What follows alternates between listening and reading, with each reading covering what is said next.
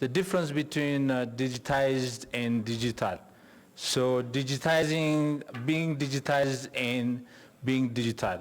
So digitizing, everybody is doing. I think in our offices to facilitate, operations, to make it easier. Software can be communication, it can be finance system, it can be other operations. Everybody, all organizations doing digitizing. But digital is going out and empowering people and using the power of technology to deliver services.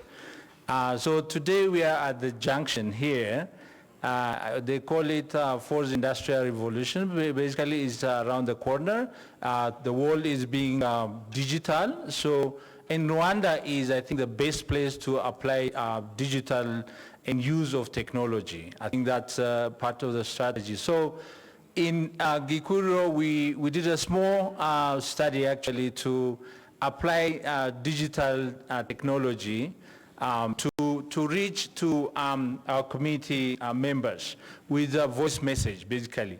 I'm going to skip this one because it's a continuation from Colin's presentation.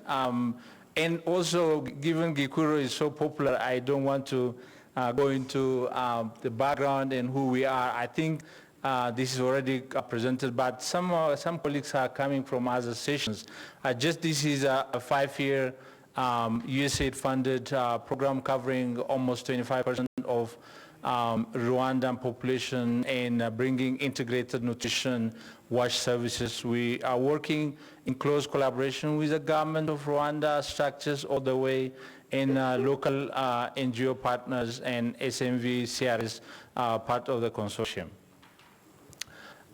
So there are different components. As I said, it's integrated nutrition wash, but that means different elements. The services are being given capacity strengthening, nutrition-specific interventions, economic strengthening, agriculture, water, sanitation, hygiene, and social behavior change, communication, and cross-cutting gender objectives. So these are the elements or the components of Gikuro, basically. I want to go straight to this pilot study. So this is a quasi-experimental study. It's the objective is to determine comparative advantages of M-Health-based messaging to change behaviors on complementary feeding. We took 2 indicators, and we implemented this in 2 districts in the east, Kayonza being a control, and Ngoma an intervention site.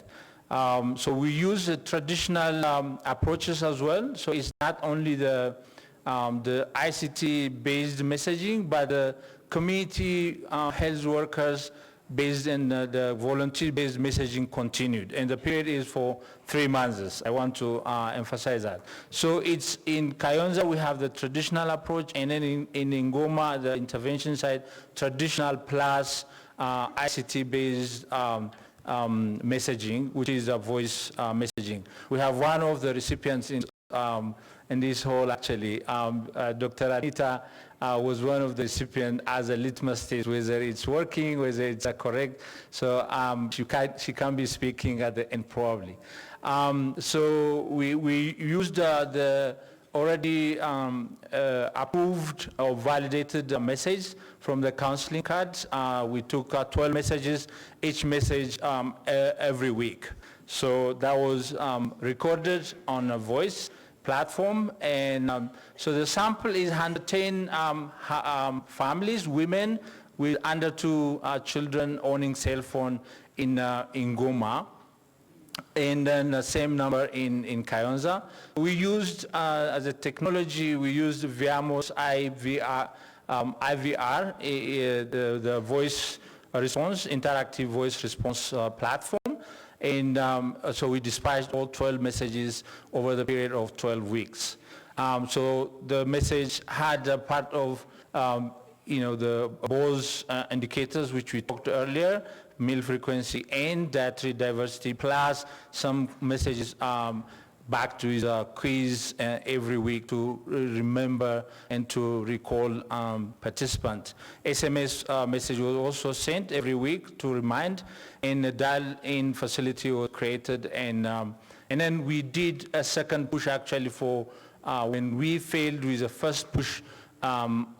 Push means, sending the message, and if we failed first time, we repeated the same voice message a second time to increase, to maximize the benefit or the listenership. So this is the result actually. So the completion rate, I don't know if is it brown over there and yellow.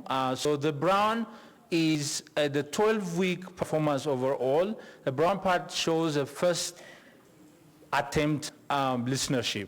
So we send it this week, and this is sent based on the agreed upon schedule, basically. We first identified the convenience of the recipients, and based on that we pushed. And if the first push was failed, then we pushed again. And as you see, from first week all the way, it increased, combined the first attempt and second attempt, and the fifth week was the highest or the peak of the listenership.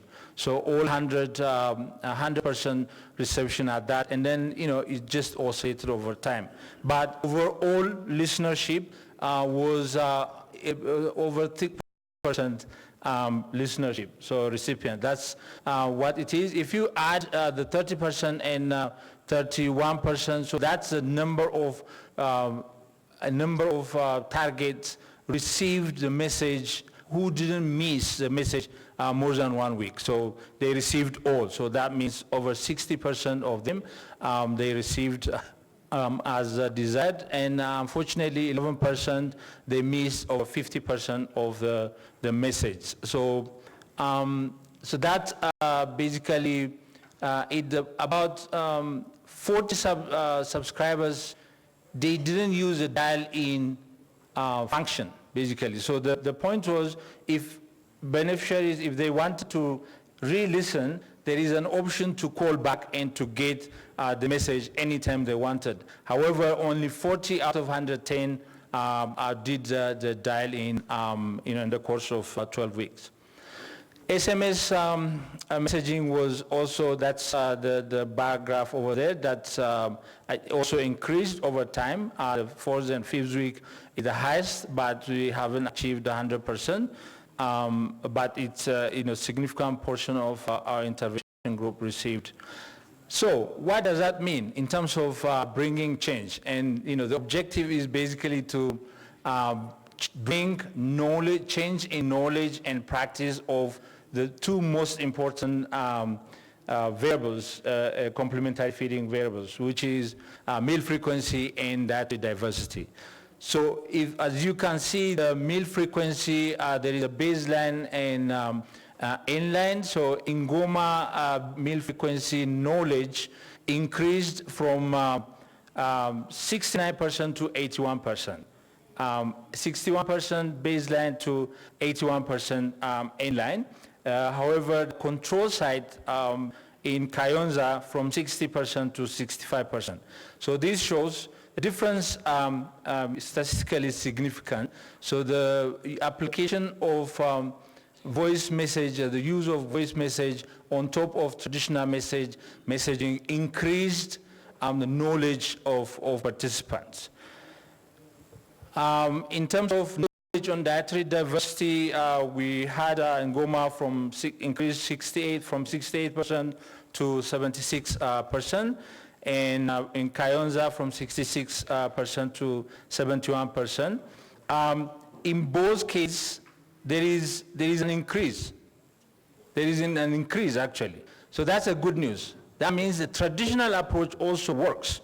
So both the traditional and the traditional plus ICT worked, and so that's really an interesting finding, although the difference between the two was not significant.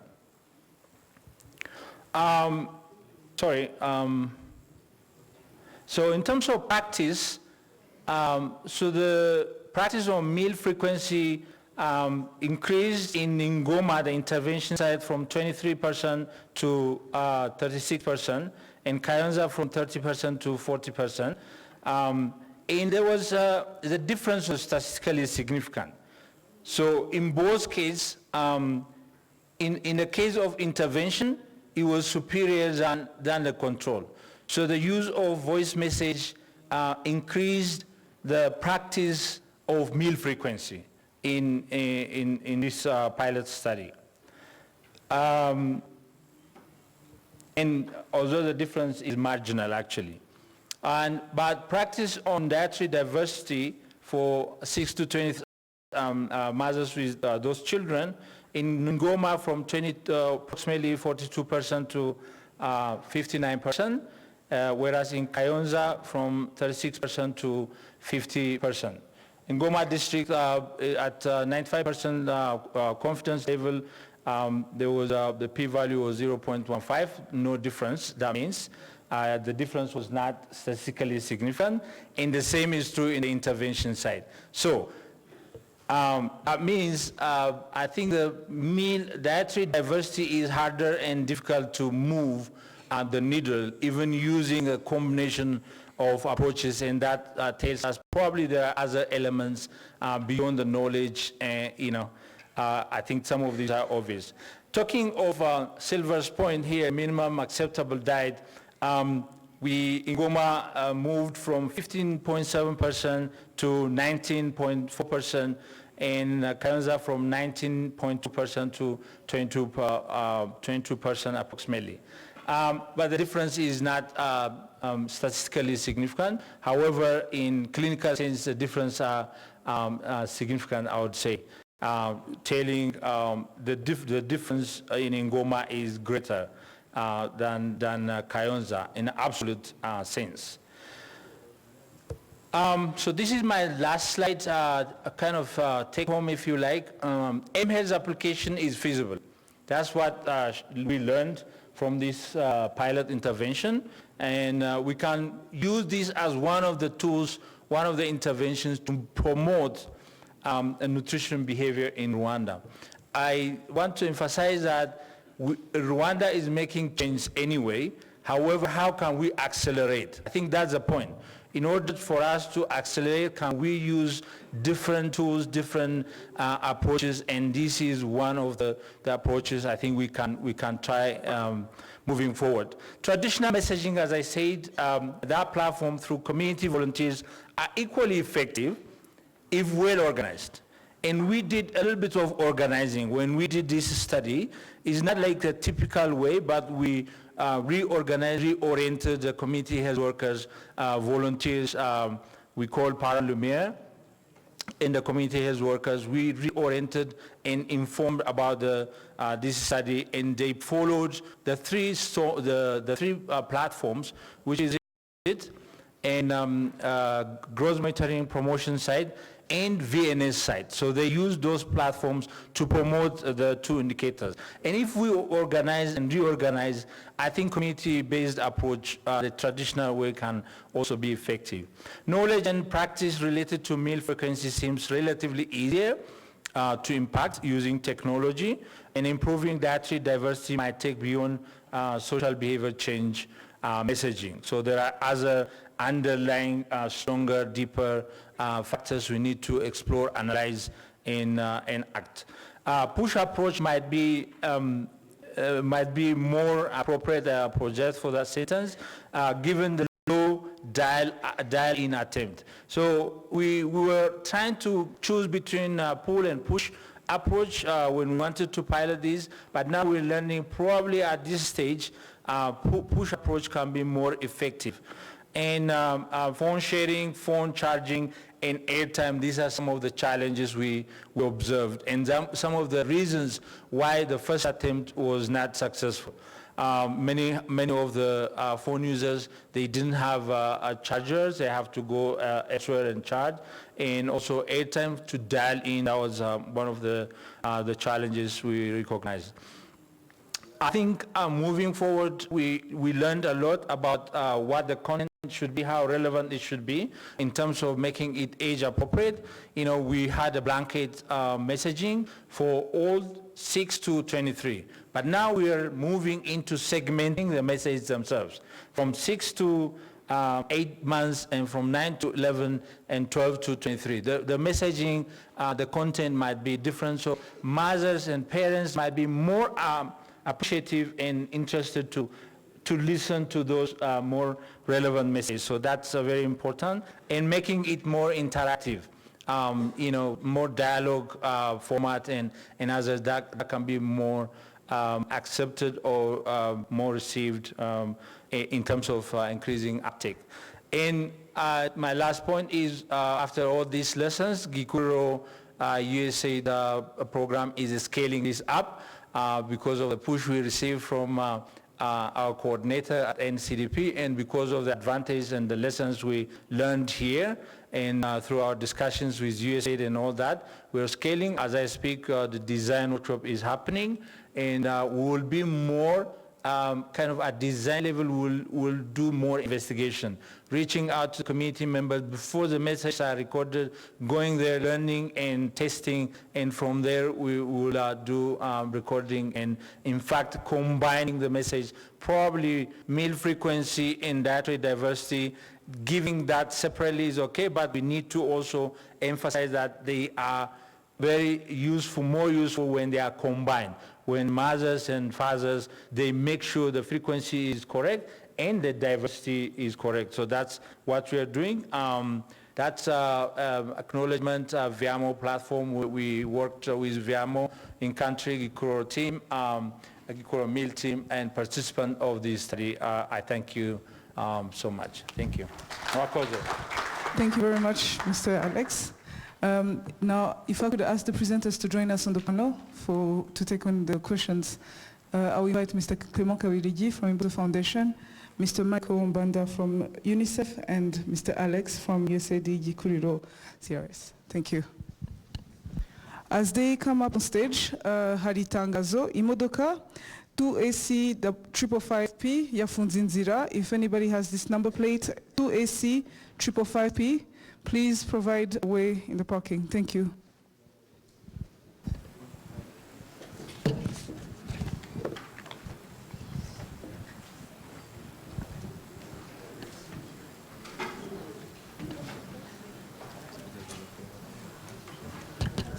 As we take on the questions, may I please remind the audience to introduce yourself and tell us who you're directing your question to. Thank you. The floor is yours.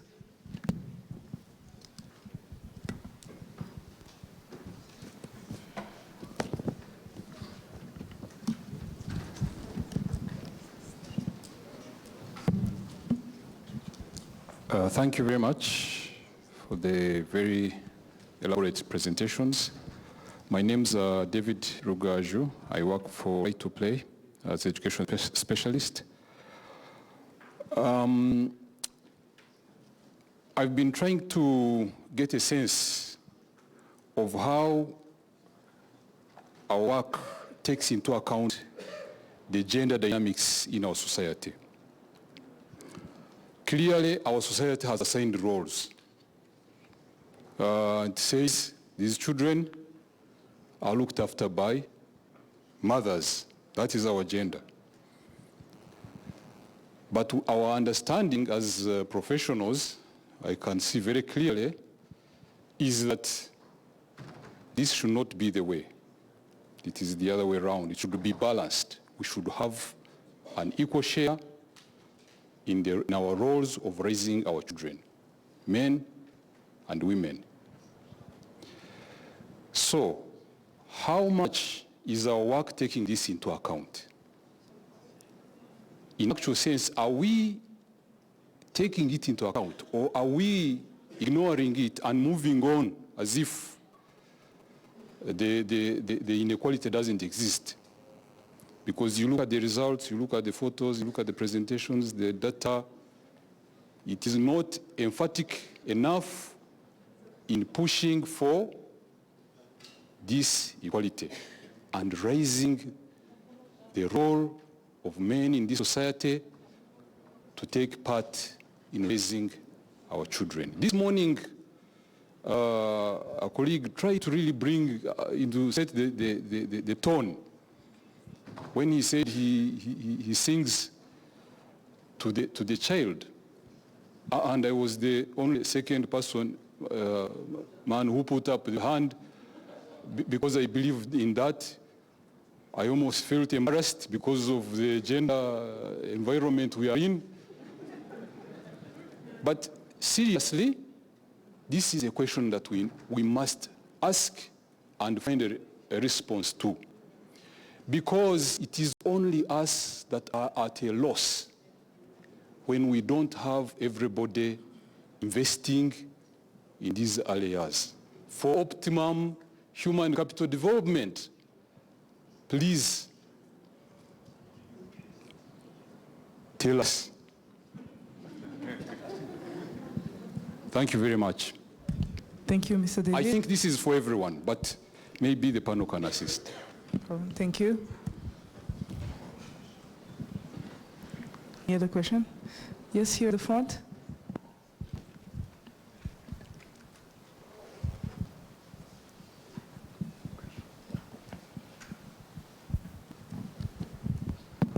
Thank you very much to our three presenters. That was really very rich information to learn from you. My name is Sova. I work for USAID Rwanda. I have a couple of comments here. One will go to Mr. Michael. We looked at one of your slides. There is an increase of underweight for children in your ECD program. And also perhaps this could be linked to the increase, to the decrease in the food security. So those two indicators have that kind of relationship, and I think that was the contributing factor for the increased underweight. Do you know what could be driving this lack of food security that contributed to the increase of underweight? Then to you, Alemayehu, I liked the idea where you talked about how do we bring in traditional messaging to bring out clearly the message to the mothers, the fathers, to contribute to the fight against malnutrition. How do we bring in the local knowledge to leverage that? Because if I take an example of breastfeeding in this country, it's curricularly accepted, it's curricularly supported. Whoever, if a new mother gives birth, you see the congratulatory message she gets from the rural folks, the friends, encouraging her to breastfeed. That is a traditional source that we're really proud of. And also this is shown by the percentages of high breastfeeding rate in this country. How do we bring this traditional lens to the complementary feeding that to me is still an issue for us when stunting starts peaking? Just look at the numbers in the DHS. Stunting is really around 10%. I normally repeat this before when children are 6 months. But when we are introducing food,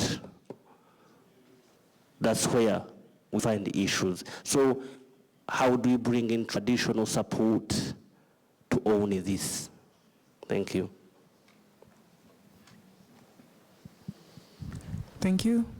In the middle of the room.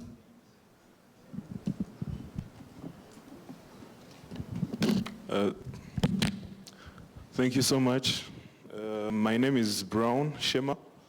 I would like to address a couple of comments to two presenters. One, Mr. Michael Banda and Mr. Kabirigi of Imbuto Foundation. Mr. Michael Banda, in the presentation he showed to us, he was talking about the conflict at home. He talked about how it's reduced from a percentage of 30-something, 1 to 20-something, because like as in ECD, we're just finding like that it's just destroying the development of child.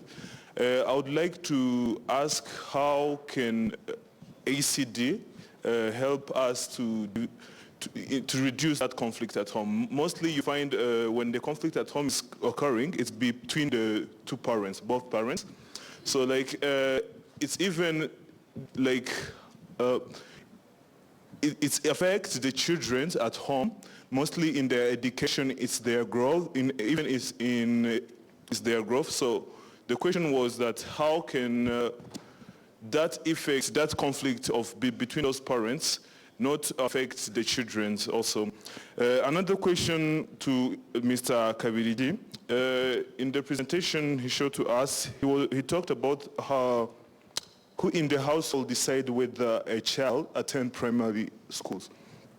He also showed us how in the statistics, he showed three birth charts, one which was blue, orange, and green, where he said fathers are the one to take the last decision. So why do fathers are the one to take the last decision, though maybe in some homes you find they're the one paying school fees, but why are they supposed to make the decision for those who will go to school, either to remain or to attend those primary schools? Thank you so much. Thank you. I think before we move on, we could, oh, sorry, no problem. Dr. Anita.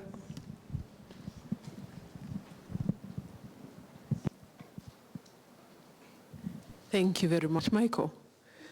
Help me with the data on food insecurity, because the figures bit from the baseline to end line, they both seem very far from what we have from Ministry of Culture, the survey that they carried out towards the end of 2018 in partnership with WFP and Food and Agriculture Organization, of course working with the National Institute of Statistics. So please help us shed some light on those figures. Then I'm curious to know the households with play materials, the controls at endline were way better than the ones that were having ECD program. Do we know what happened? Thank you.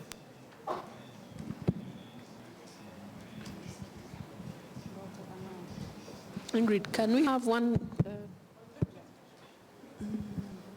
Thank you very much. Mine is addressed to, is it UNICEF? Well, in your presentation you said in ECD there was an increased violence discipline.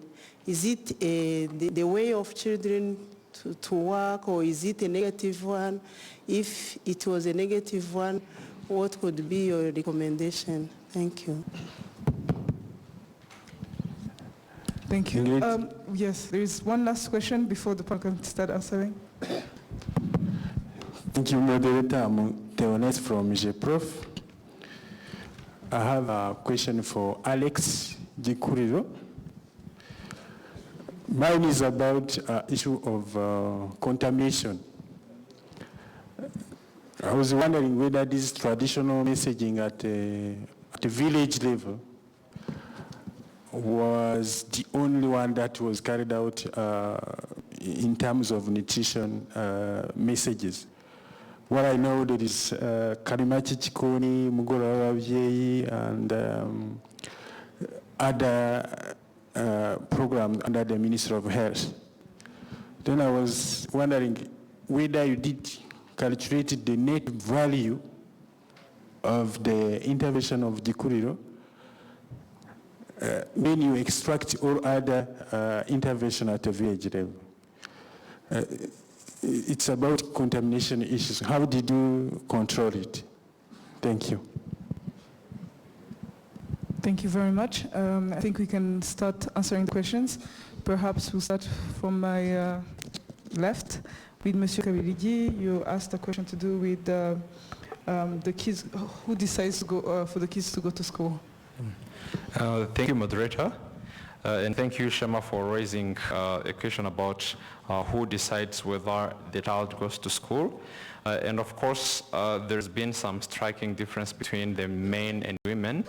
and that can be interpreted as a societal norm that not only about deciding whether a child goes to school, but for every other decision, there tends to be a domination of the men in the house as opposed to the women, which is of course the same gender issue that that Rugaju has mentioned, which has to be dealt with appropriately, because again, we are addressing ECD and family. The family concept itself includes a lot more aspects, including the gender. So our ideal situation would be where both the mother and the father could agree on the education of their child because they are both involved. But in some of the cases, you would notice that if the father does not want, he puts so much authority that he can contradict the mother. So that is why we could see such an observation. So. Thank you. Moving on, we'll probably go to Mr. Michael Mbanda. You were asked actually a couple questions. The first one was to do with underweight and the decrease of food security and the linkage, and how do we, what's driving this really? Also, another question was raised regarding the conflict at home. What could we do through ECD to reduce them? But also, we wanted more clarity on the figures because obviously it was a bit conflicting with what other line ministries had been publishing. Thank you. Thank you. I think there were a lot of questions to UNICEF. And I'm happy Mbuto and Harvard University, who conducted the research, are here. One of the nuances of a survey is that unless you do the qualitative aspect of it, it depicts information as is at that time of the survey, and sometimes may not go into the details of the rationalizing of that change in the status. But our attempt, because we did a follow-up to the statistical analysis and to find out what actually transpired. Now, the study baseline was done in 2014, and the end line was done 2017, at the end of 2017. So, and there was a decline in the household food security. And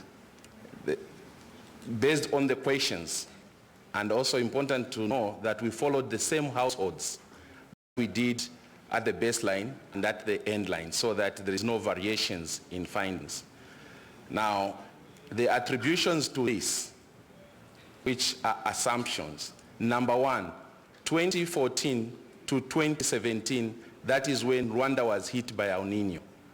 And the El Nino led to the crop failure. You find this in the agricultural report of 2017, and it is quoted in the document that is going around because it's published. And this could be one of the reasons that household food insecurity increased during that period. And then that automatically leads to household food rationing. And underweight becomes one of the outcomes of that. So basically that is quoted and is associated with the period in which the study was undertaken. The second issue, the first gentleman posed a question, a general question on gender to all of us. And I think that is very important. Since the question was to all of us, I would just like to mention a few things about the gender dynamics. Yes, it is true that in most African communities, the responsibility of raising children is seen and deemed as a sole responsibility, or largely that of the women in the house. And this culture is changing because science and more knowledge is telling us that a child who is brought up in a home, a supportive home of both the husband and the wife, male and female, supporting the child rearing, has more better chances of adjusting to life's challenges through school and through social orientations. Now, what is the case? That is what science is telling us. But what is the case? The case underlines the big problem that we have. The first is the perception.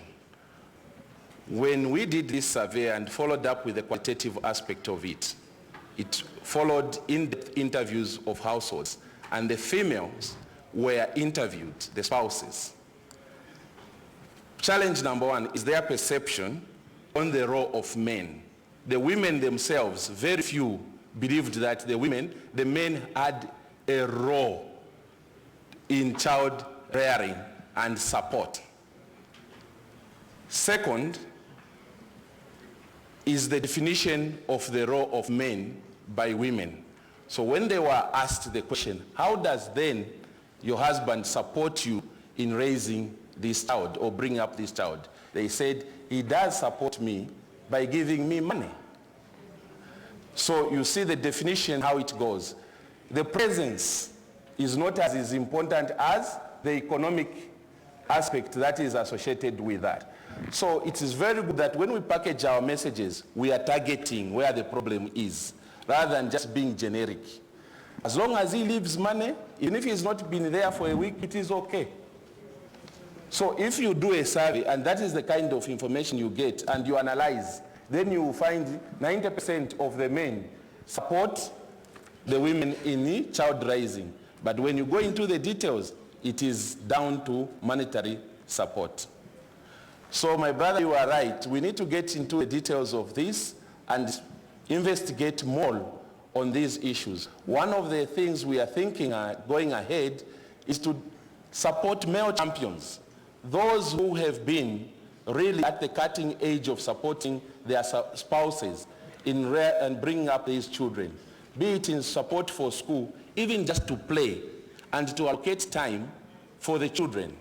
As a man, when you get from work, you spend even an hour is enough, play with the children, and then you can go elsewhere.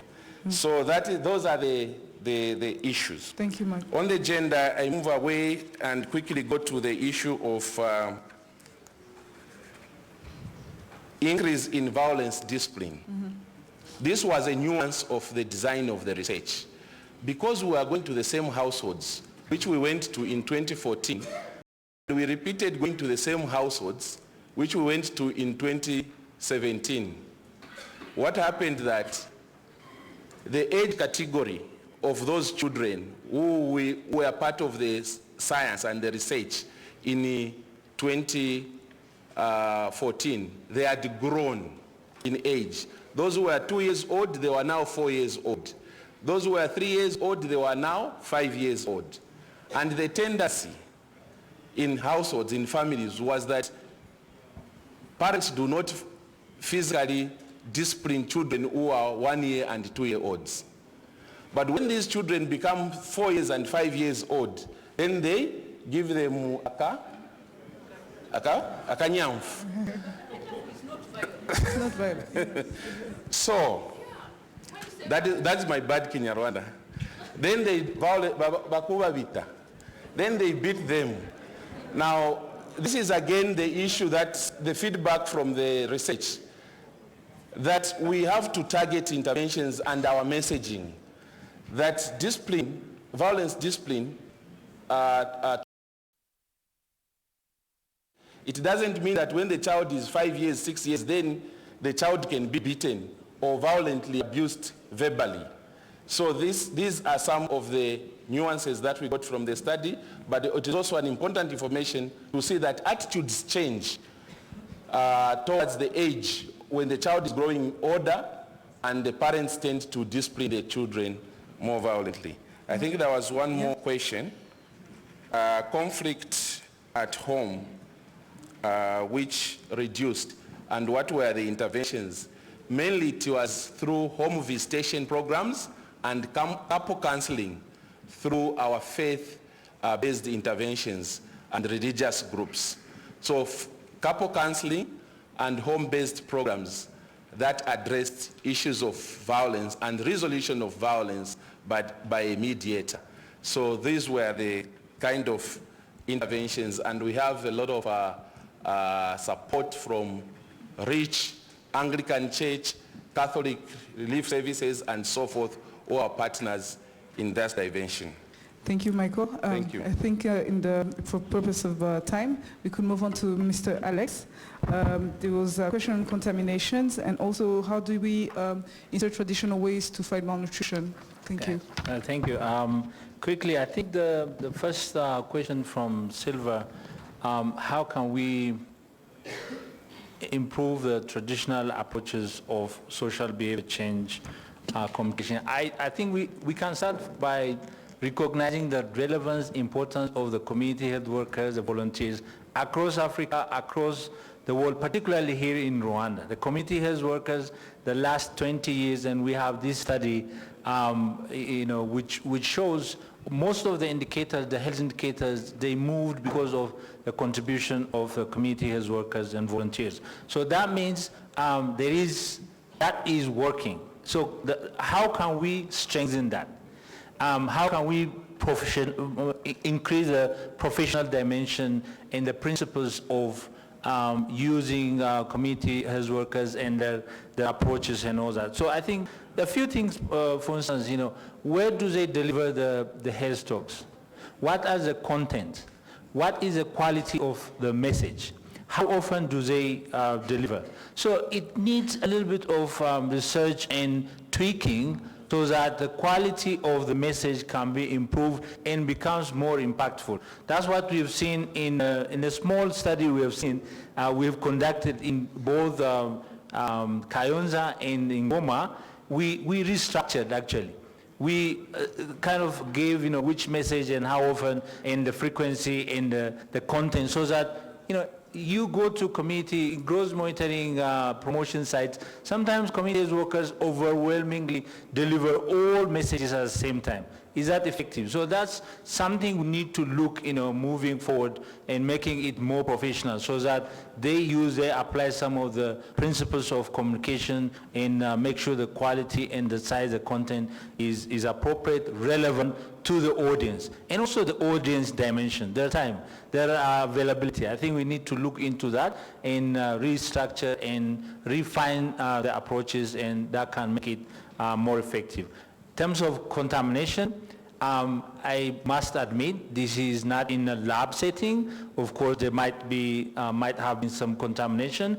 But there is this assumption, Kayonza and Ngoma, all